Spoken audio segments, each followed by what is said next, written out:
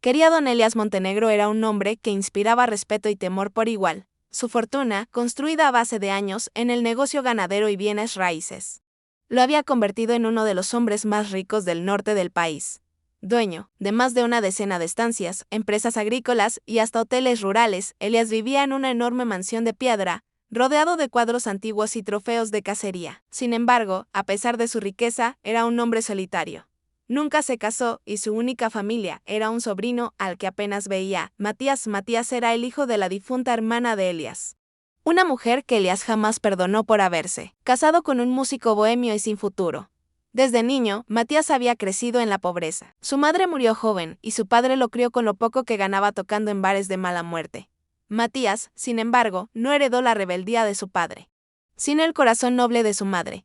Trabajaba como repartidor, ayudaba en la iglesia local y nunca se quejaba de su suerte. Cuando Elías cumplió 78 años, empezó a sentir el peso de la edad.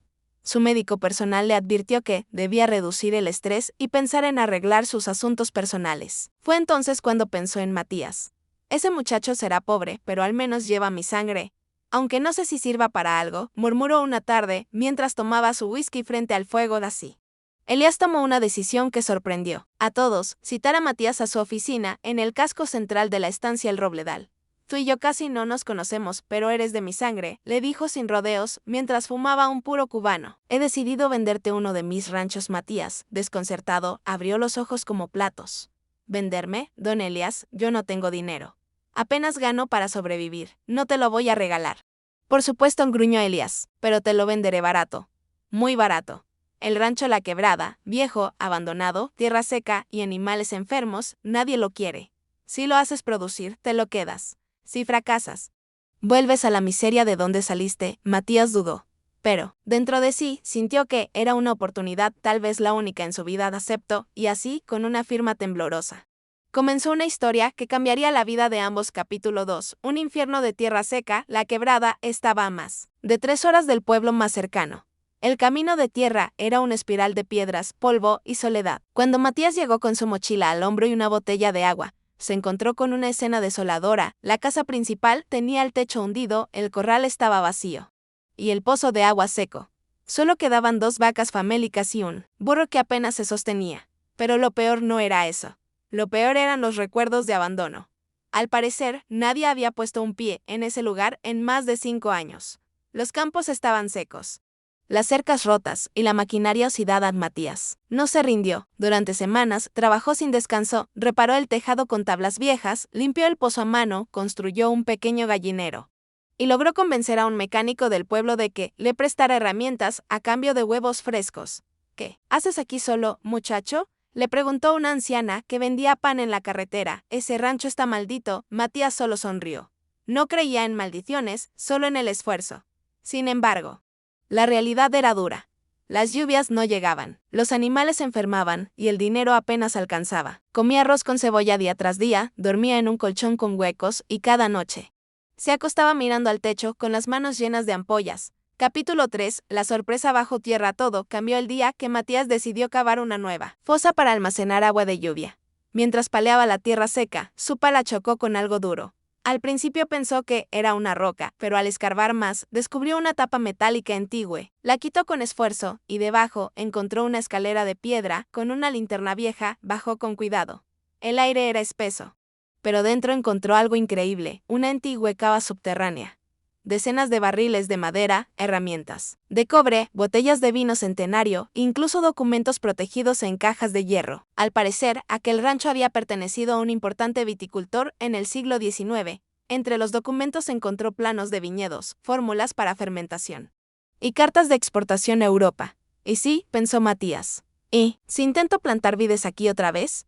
Capítulo 4. La resurrección del rancho. Los meses siguientes fueron de puro sacrificio. Matías vendió todo lo que encontró en la cava, menos los documentos, para comprar semillas, instalar riego por goteo con ayuda del gobierno y contratar a 2 peones que creyeron en su proyecto. Con el uso de abono natural, técnicas de compostaje y mucho ingenio, comenzaron a brotar los primeros tallos. Las uvas no eran muchas, pero eran fuertes, resistentes y dulces. Incluso una pequeña bodega local se interesó en su experimento. A los 7 meses, Matías había transformado La Quebrada en una promesa: un pequeño viñedo con futuro, animales saludables y una casa restaurada.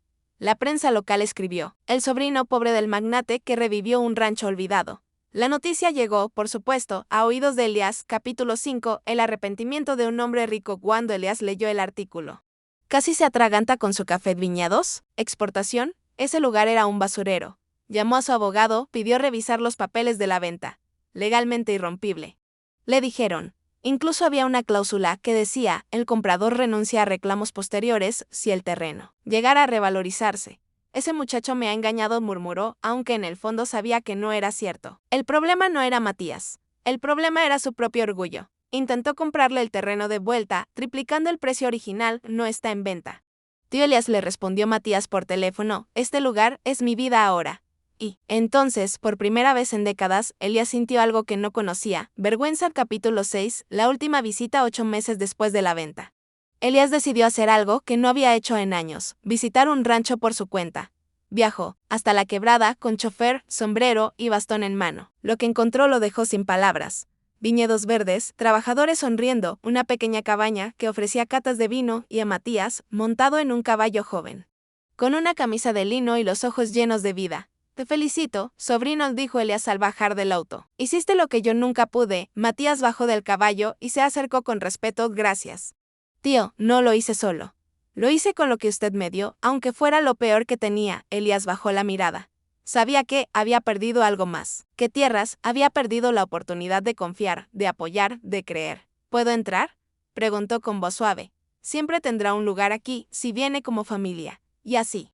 El rancho maldito se convirtió en un hogar, no por sus tierras ni por sus vinos, sino por el perdón que floreció en medio del desierto.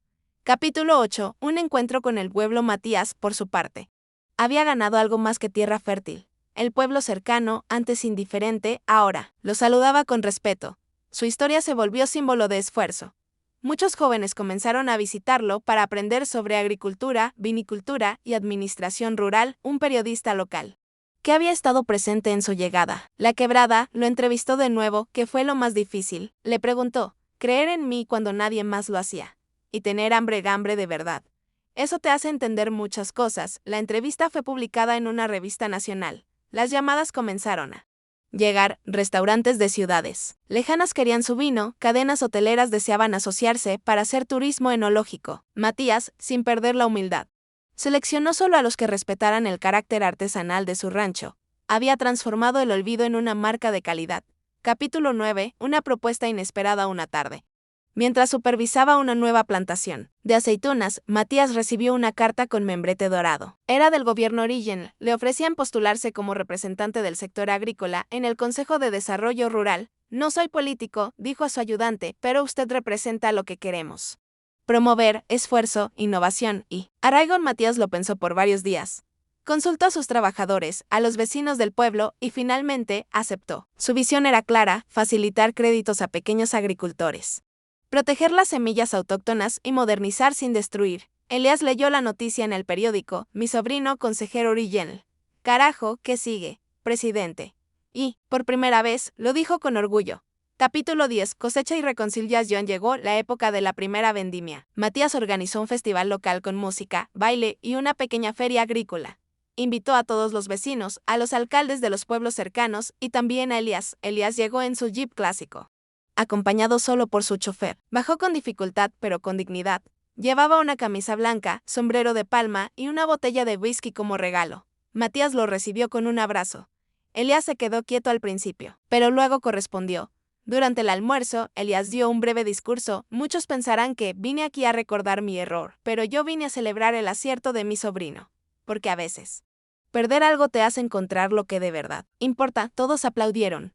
Elías brindó con vino de la Quebrada y sonrió. Está bastante bueno, aunque prefiero el whisky, bromeó. Matías rió. Ya no había tensión, solo respeto.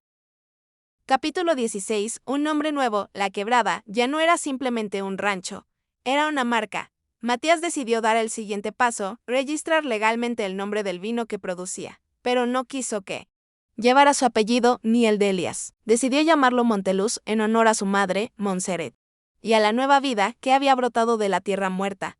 El vino Monteluz fue premiado a nivel nacional por su calidad y producción sostenible. Matías recibió invitaciones para dar charlas en universidades, ferias agrícolas y congresos internacionales, pero nunca dejó de ensuciarse las manos con tierra. Usted podría vivir en la ciudad, tener oficinas, delegar todo, le dijo un joven periodista.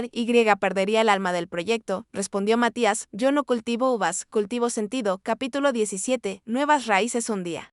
Mientras participaba en un taller de agricultura regenerativa, Matías conoció a Camila, una ingeniera agrónoma que trabajaba con comunidades rurales del sur. Su conversación comenzó con una discusión sobre compostaje, y terminó en un paseo por los viñedos al atardecer. Camila era inteligente, fuerte, de mirada profunda. Tenía manos callosas y una sonrisa que desarmaba.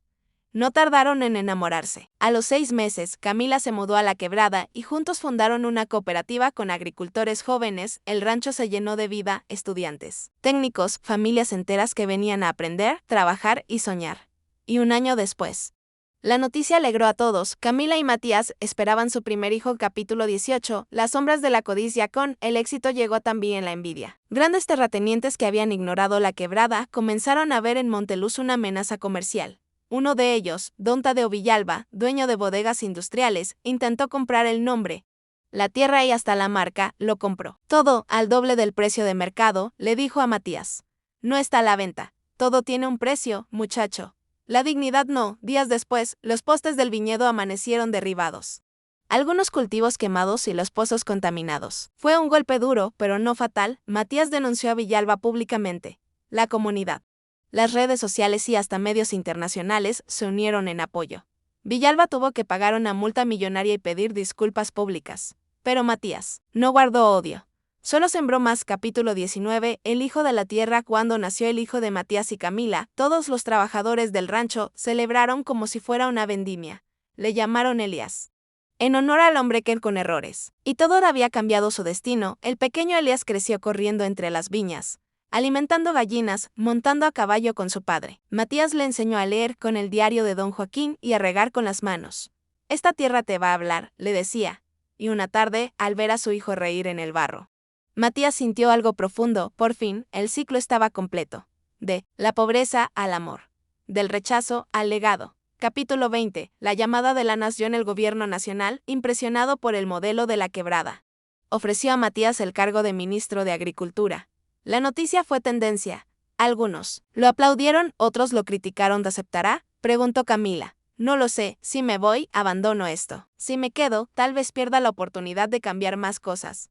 La decisión fue difícil. Matías meditó durante noches. Finalmente, dio una conferencia de prensa. Gracias por la oferta, pero yo no sé de trajes ni de oficinas, sé de semillas. Seguiré sirviendo, pero desde aquí, porque el verdadero cambio nace donde la tierra y las manos se encuentran. La ovación fue raudante, y sin cargos oficiales, Matías se convirtió en la voz más influyente del campo. Capítulo 21. Un museo de historia viva en una parte del terreno que no se usaba. Matías construyó un museo rural, no de vitrinas ni mármol, sino con herramientas antiguas, mapas, cartas, semillas criollas, fotos de agricultores anónimos y testimonios grabados. Lo llamó el Museo del Esfuerzo. La entrada era gratuita. Lo único que pedía era que cada visitante dejara una carta, una historia personal, un sueño o una enseñanza. Mails llegaron de todo el mundo. Una de esas cartas decía: gracias a su historia, volví al campo. Dejé la ciudad, compré una hectárea. Y hoy produzco miel orgánica. Gracias por recordarme que soy hijo de la tierra. Ese museo no mostraba el pasado. Lo sembraba. Capítulo 22. La última noche del rancho viejo. Una noche, ya con arrugas en el rostro pero brillo en los ojos, Matías volvió solo a la antigua casa de La Quebrada, la original. La de techo hundido, que había decidido conservar en ruinas como memoria. Se sentó sobre una piedra, con una copa de vino en la mano, y habló en voz baja: gracias por no rendirte, Matías, por creer cuando nadie más lo hizo, ni tú mismo. Este lugar no era una herencia, era una prueba. Y la pasaste. El viento sopló entre las ramas, como si la tierra le respondiera. Esa fue su última noche en la vieja casa. Al día siguiente, mandó cerrarla con cristal y convertirla en parte del museo. Capítulo 23. El desierto florece. Los años pasaron. Camila y Matías tuvieron una hija, Montserrat. La niña heredó la pasión de su madre por la ciencia y de su padre por la tierra. El hijo, Elías, creció hasta convertirse en enólogo, pero no en uno de libros y copas. Era de botas sucias, manos manchadas de jugo de uva y mirada firme. El rancho se expandió, pero sin convertirse en industria, se construyeron casas para trabajadores, una pequeña escuela agroecológica y un laboratorio rural para estudiar semillas resistentes al cambio climático. El desierto floreció, literalmente, y los ancianos del pueblo, los mismos que decían que ese lugar estaba maldito, ahora lo llamaban el Milagro del Norte. Capítulo 24. Herencia de corazón. Cuando Matías cumplió 70 años, sus hijos organizaron un festival. Miles asistieron. Viejos amigos, periodistas, campesinos, incluso políticos. Pero Matías no dio discurso. Solo subió al escenario y dijo: la única herencia que quiero dejar es esta, nunca subestimen lo que parece inútil. Las tierras pobres, los olvidados, los rechazados, ahí está la verdadera riqueza. Si algún día alguien les da lo peor que tiene, conviértanlo en lo mejor que puedan ser. Y bajó, entre aplausos, lágrimas y abrazos. Ese día no hubo presidente ni rey que importara más que ese hombre de manos callosas y alma limpia. Capítulo las 2:5. La tormenta de fuego. Ninguna historia está libre de tragedias. Un verano seco y caluroso trajo consigo lo impensable. Un incendio forestal se desató en las colinas vecinas y avanzó con furia hacia la quebrada. El viento avivaba las llamas, y ni los cortafuegos ni las mangueras parecían suficientes. Matías organizó a todos: agricultores, vecinos, voluntarios.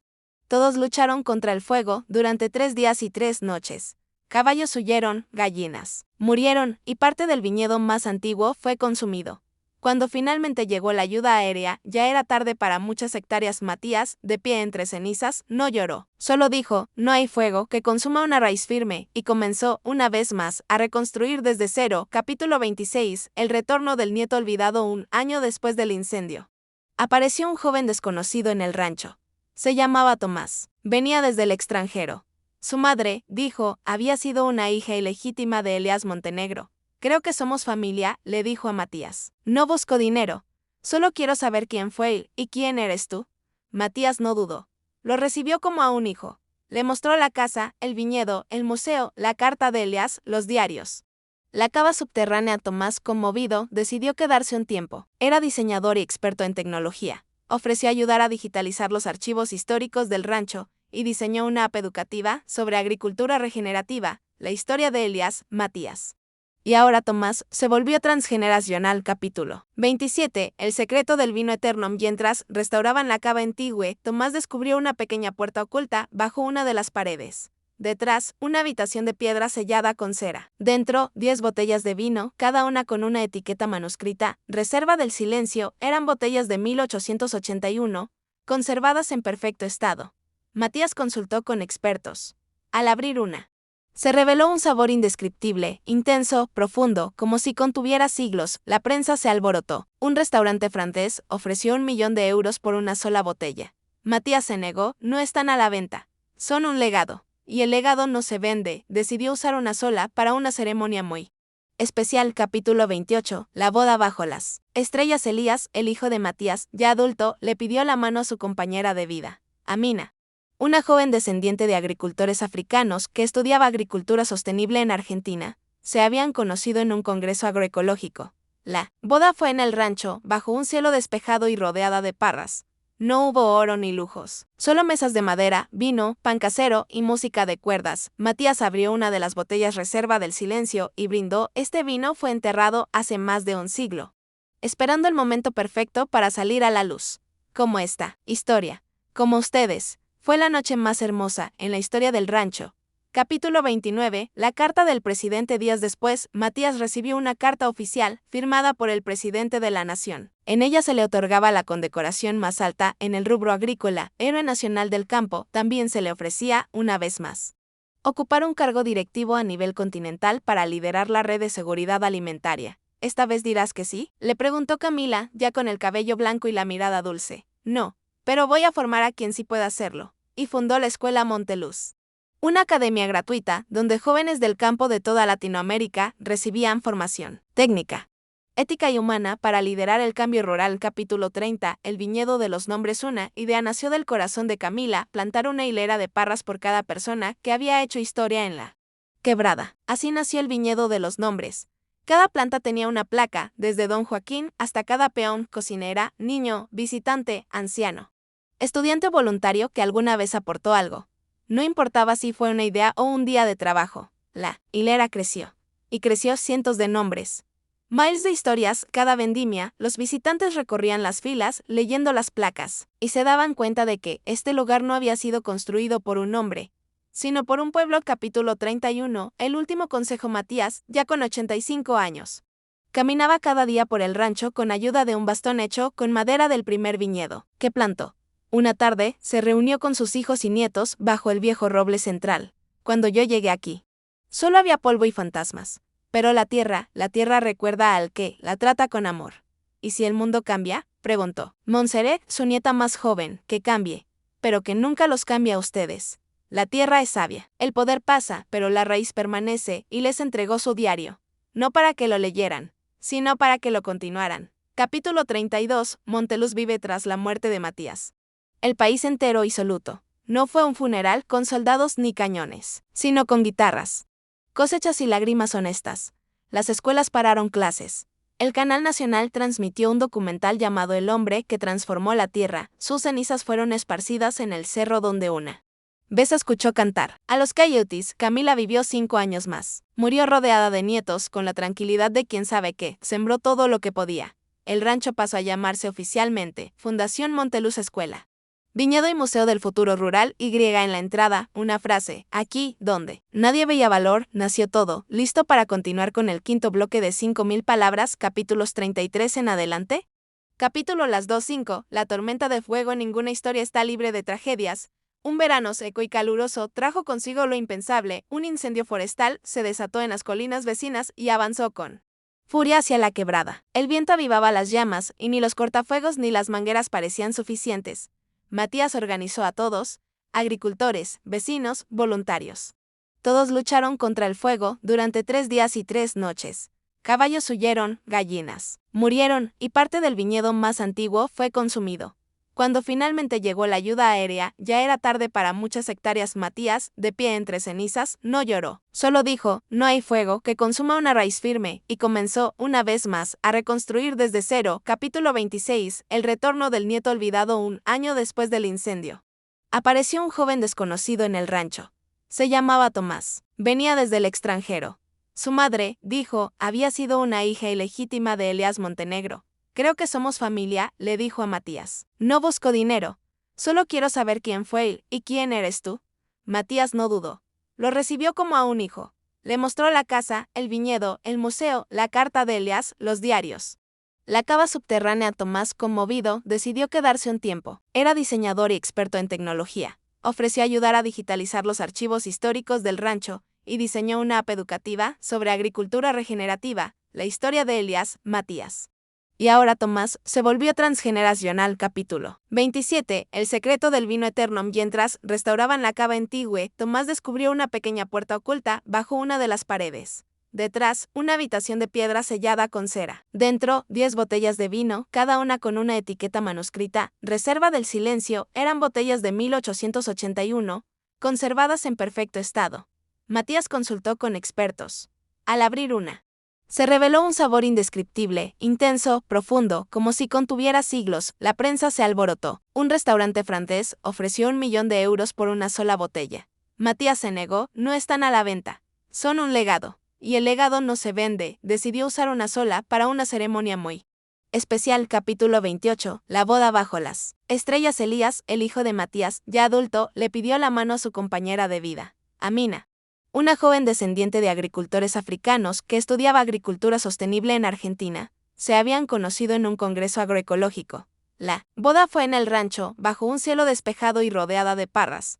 No hubo oro ni lujos, solo mesas de madera, vino, pan casero y música de cuerdas. Matías abrió una de las botellas reserva del silencio y brindó. Este vino fue enterrado hace más de un siglo, esperando el momento perfecto para salir a la luz. Como esta historia, como ustedes. Fue la noche más hermosa en la historia del rancho.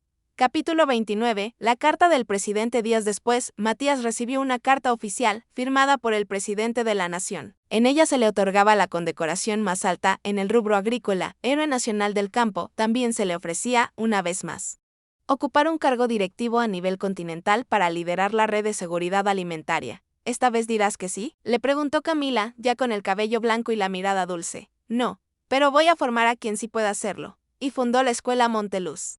Una academia gratuita donde jóvenes del campo de toda Latinoamérica recibían formación técnica, ética y humana para liderar el cambio rural. Capítulo 30. El viñedo de los nombres. Una idea nació del corazón de Camila: plantar una hilera de parras por cada persona que había hecho historia en la quebrada. Así nació el viñedo de los nombres. Cada planta tenía una placa, desde don Joaquín hasta cada peón, cocinera, niño, visitante, anciano, estudiante o voluntario que alguna vez aportó algo. No importaba si fue una idea o un día de trabajo, la hilera creció. Y creció cientos de nombres. Miles de historias. Cada vendimia, los visitantes recorrían las filas leyendo las placas, y se daban cuenta de que este lugar no había sido construido por un hombre, sino por un pueblo. Capítulo 31. El último consejo. Matías, ya con 85 años, caminaba cada día por el rancho con ayuda de un bastón hecho con madera del primer viñedo que plantó. Una tarde, se reunió con sus hijos y nietos bajo el viejo roble central. Cuando yo llegué aquí, solo había polvo y fantasmas. Pero la tierra recuerda al que la trata con amor. ¿Y si el mundo cambia?, preguntó Montserrat, su nieta más joven. Que cambie, pero que nunca los cambie a ustedes. La tierra es sabia. El poder pasa, pero la raíz permanece, y les entregó su diario. No para que lo leyeran, sino para que lo continuaran. Capítulo 32. Monteluz vive tras la muerte de Matías. El país entero hizo luto. No fue un funeral con soldados ni cañones, sino con guitarras, cosechas y lágrimas honestas. Las escuelas pararon clases. El canal nacional transmitió un documental llamado El hombre que transformó la tierra. Sus cenizas fueron esparcidas en el cerro, donde una vez escuchó cantar a los coyotes. Camila vivió 5 años. Más murió rodeada de nietos, con la tranquilidad de quien sabe qué. Sembró todo lo que podía. El rancho pasó a llamarse oficialmente Fundación Monteluz. Escuela, viñedo y Museo del Futuro Rural. Y en la entrada, una frase: aquí, donde nadie veía valor, nació todo. Capítulo las 4.1. Herencia sin testamento. Aunque Matías dejó testamento oficial, su herencia más profunda no estaba escrita en notaría, sino en su forma de mirar el mundo. Los documentos legales se repartieron fácilmente: tierras, maquinaria, patentes, cuentas. Pero lo más valioso, la visión, la pasión, la resiliencia, no podía dividirse. Montserrat lo entendió. Por eso organizó un evento inusual: la herencia viva de Matías Montenegro, donde no se leían escrituras, sino anécdotas. Cada quien, familiares, campesinos, científicos, visitantes, subía al escenario y decía: yo heredé esto de Matías. Y seguía con una historia. Fue el testamento más largo y más justo de todos. Capítulo 42. La vid llega en un rincón olvidado de Monteluz. Un joven ciego llamado Samuel soñaba con cultivar su propia vid. ¿Cómo vas a podar si no puedes ver?, le preguntaron. Con los dedos se puede ver más de lo que creen. Matías, antes de morir, lo había alentado años después. Samuel no solo cultivó uvas, inventó un sistema de podado sensorial guiado por temperatura, textura y humedad. Revolucionó la agricultura para personas con discapacidad visual. En su honor, una cepa fue nombrada Vid Samuelis y se convirtió en símbolo de que el campo, como la vida, no se ve solo con los ojos. Capítulo 43. Las uvas de la guerra. En una zona golpeada por décadas de conflicto armado, donde nadie quería invertir, Monteluz envió un equipo. Su idea: plantaciones de vid para excombatientes, sin importar el bando. El programa se llamó Uvas de Paz. Al principio hubo desconfianza, luego risas, después lágrimas. Hombres que alguna vez se dispararon, ahora regaban las mismas raíces. Un día, un exguerrillero abrazó a un exsoldado bajo la sombra de las vides. Nunca pensé que el mismo vino que embriaga también podía sanar. Capítulo 44. Las cartas del abuelo. Montserrat descubrió una caja secreta con más de 300 cartas de Matías a su futura descendencia. Nunca las envió. No tenían destinatario específico, eran cartas para los que aún no habían nacido: consejos, dudas, confesiones, chistes, recetas, sueños, advertencias. Se decidió publicar una cada semana en el sitio oficial. Pronto, miles de personas seguían. La carta del abuelo, una de las más virales, decía: si alguna vez dudas entre lo seguro y lo justo, elige lo justo, porque lo seguro se pierde solo una vez, pero lo injusto se arrastra toda la vida. Capítulo 45. El viñedo silencioso. Inspirado en el silencio de Monteluz, un arquitecto japonés ofreció diseñar un viñedo que pudiera recorrerse sin pronunciar una sola palabra. La cosecha se puede entender con los pies, decía, el vino se saborea también con el alma. El proyecto se llamó Viñedo Silencioso. Los visitantes caminaban por senderos Sensoriales, suelas distintas, aromas. En el aire, sonidos naturales amplificados, piedras con textos tallados en braille. Y espacios para la contemplación. No se vendía vino. Se regalaba a quienes pasaban al menos 4 horas en silencio total. Fue un éxito. Algunos entraban con ansiedad. Salían llorando de paz. Capítulo 46. El hijo perdido. Un día, llegó a Monteluz un anciano silencioso. Decía llamarse Lucas. Venía de un país lejano. Después de muchas conversaciones, confesó que era hijo ilegítimo de Elías Montenegro.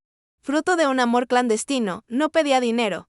Solo quería conocer el lugar que su padre alguna vez amó en Montserrat. En lugar de ocultarlo, lo abrazó públicamente. Toda verdad, aunque duela. Nos pertenecen, dijo. Lucas pasó sus últimos años ayudando a cuidar a niños huérfanos en el Centro de Agroeducación. En su tumba, se escribió: no vine por herencia, vine por historia, y me la dieron toda. Capítulo 47. Monteluz en braille. Un día, una niña sorda pidió hacer su pasantía en el rancho. Quiero sentir cómo suena el vino, dijo con señas. Eso inspiró a todo el equipo a crear una versión inclusiva del recorrido de Monteluz. Ahora, el vino se presenta también en braille, lengua de señas, aromas encapsulados, sonidos graves y vibraciones. El vino ya no era solo un sabor, era una experiencia completa para cualquier sentido. Una revista tituló Monteluz, el único lugar donde incluso el silencio se puede beber. Capítulo 48. El juicio del siglo. Una multinacional denunció a Monteluz por uso ilegal de variedades de uva no registradas bajo patentes comerciales. El juicio fue transmitido en vivo. Los abogados de Monteluz presentaron documentos ancestrales, testimonios campesinos y genética comparativa que probaba que las variedades reclamadas existían desde hacía siglos en comunidades olvidadas. El caso se ganó, pero lo más importante fue lo que dijo Montserrat al final: no se puede patentar la vida. No se puede robar la semilla de un pueblo y venderla como si fuera invención. El campo no es propiedad de unos pocos. Es herencia de todos. Capítulo 49. El último barco. Un nieto marinero de Matías propuso un proyecto poético: exportar el vino Monteluz no en aviones ni contenedores, sino en un barco de vela, sin motor, para que el vino respire el viento del mundo. Decía, el barco se llamó Matías. Y zarpó con barricas selladas y una pequeña biblioteca flotante sobre historia rural donde atracaba, regalaba vino, libros y esperanza. Una noche, en la costa de Italia, un pescador leyó la etiqueta: este vino nació en el olvido, se crió en el fuego y maduró en el amor. Si lo bebes, que sea en paz. Capítulo 50. El rancho secreto. Un niño de 9 años encontró un plano enterrado detrás de la cava. Mostraba un terreno que nadie reconocía. Tras investigar, descubrieron que Matías había comprado en secreto un pedazo de desierto seco al norte. ¿Por qué invertir ahí?, preguntaban todos. Fueron al lugar. Al excavar, hallaron libros, miles de libros de agroecología, historia rural, cultura indígena, todo protegido en cápsulas. Era el archivo secreto de Matías. Su rancho invisible. Si hundía la ignorancia, ganas sabrán dónde encontrar la semilla del conocimiento, había escrito en una nota. Y entonces entendieron: Matías no solo sembró uvas, sembró futuro. Capítulo 51. El pozo de los deseos rurales. En una esquina olvidada del rancho, cerca de un roble centenario, los trabajadores construyeron un pequeño pozo de piedra, no funcional, sino simbólico. En él, todos podían dejar una nota con un deseo para el futuro del campo. Con el tiempo, miles de papeles se acumularon. Muchos eran simples: que haya más agua, que mis hijos amen la tierra. Otros eran profundos: que nunca más nos miren como ignorantes. Montserrat decidió que, cada año, uno de esos deseos sería elegido para convertirse en proyecto real. Así nació la tradición del deseo cumplido. Capítulo 52. El viñedo vertical. En colaboración con arquitectos urbanos, Monteluz diseñó el primer viñedo vertical en una ciudad latinoamericana. Los racimos colgaban de estructuras metálicas autosustentables, alimentadas por agua de lluvia y energía solar. El objetivo: llevar el campo a la ciudad. Al principio, los vecinos protestaron, pero cuando probaron la primera uva, entendieron que no era solo una fruta, sino un símbolo. Pronto, otras ciudades replicaron el modelo. Matías, desde algún rincón del más allá, seguramente sonreía. Capítulo 53. Los 100 del rancho. Al cumplir 100 años, el rancho organizó una celebración monumental, pero no solo de fiesta. Eligieron a 100 personas de distintas edades, oficios y orígenes que habían influido en la transformación de Monteluz. Cada uno plantó una vid simbólica. Cada vid tenía una placa con su historia. Fue un bosque de vidas. Una niña de 8 años, con cáncer en remisión, plantó la número 100. Yo vencí la muerte, ahora quiero ayudar a que la tierra también la venza. Dijo. Silencio. Lágrimas.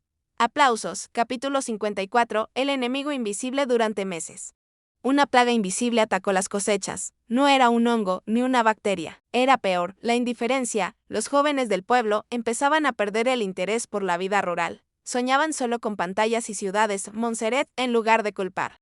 Escuchó, y decidió crear el primer videojuego agrícola interactivo, basado en la historia real de Monteluz. Se volvió viral, miles de jóvenes se enamoraron del campo virtual y luego quisieron visitar el real. Ganaron más que una batalla agrícola.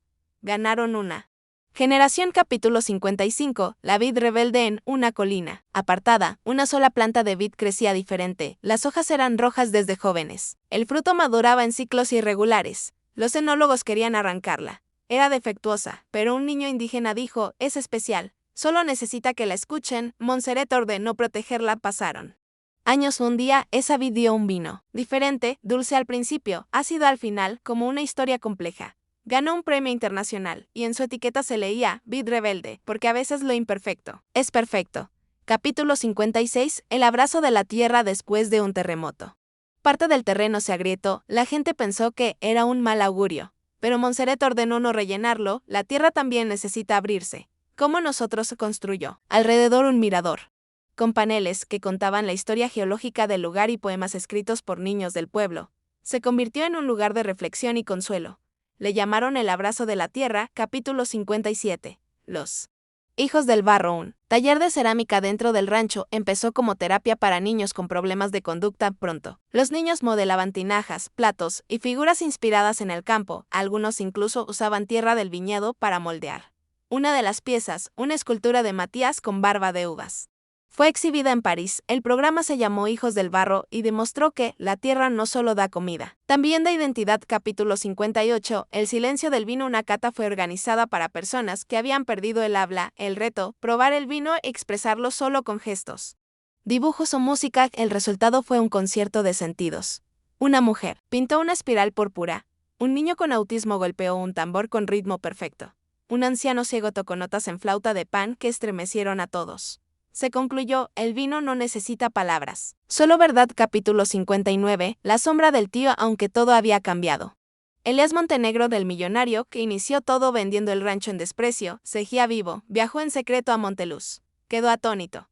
El campo miserable que una vez despreció, era ahora leyenda viva. Lloró y pidió hablar con Montserrat. Tu padre era más sabio que yo, dijo con voz quebrada, y tú convertiste mi peor decisión en la mejor del mundo. Montserrat lo abrazó. No por perdón, sino porque entendió que el rencor también es una plaga, y ella ya había aprendido a curarlas. Capítulo 60. La noche de las luces. Para cerrar el siglo del rancho, Monteluz organizó una noche sin electricidad. Todo se apagó. Solo antorchas, velas, fogatas. Los visitantes compartieron historias, tocaron música, bailaron descalzos, bebieron vino con las manos, se sintieron humanos otra vez, y al final, Montserrat alzó la voz, la oscuridad no es enemiga. Solo recuerda que existimos. Miles de linternas flotantes fueron lanzadas al cielo, cada una llevaba un deseo. Y así, Monteluz no solo iluminó la noche, iluminó el Capítulo futuro. 61. El sueño del padre. Una madrugada, Montserrat soñó con Matías. Estaba joven, descalzo, con el overol manchado de tierra. ¿Ya viste lo que lograste, hija?, preguntó él. Aún faltan, respondió ella, el mundo todavía. ¿No cree que un rancho pueda cambiar una vida? Matías sonrió. Tú no cambiaste una vida, cambiaste Miles. Ahora das lo eterno. Despertó llorando, y al amanecer comenzó su nuevo proyecto, una escuela agrícola gratuita internacional. Capítulo 62. La Universidad del Viento. Ubicada en Monteluz, la universidad enseñaba técnicas ancestrales y modernas. Los estudiantes dormían en casas de barro, trabajaban la tierra y compartían comidas colectivas. Los profesores venían de todo el mundo, no había matrículas, solo compromiso. Se llamaba Universidad del Viento porque, como decía su lema, el saber como el viento debe llegar a todos sin barreras. Capítulo 63. Los vinos del exilio. Montserrat comenzó a recibir cartas de refugiados de países en guerra.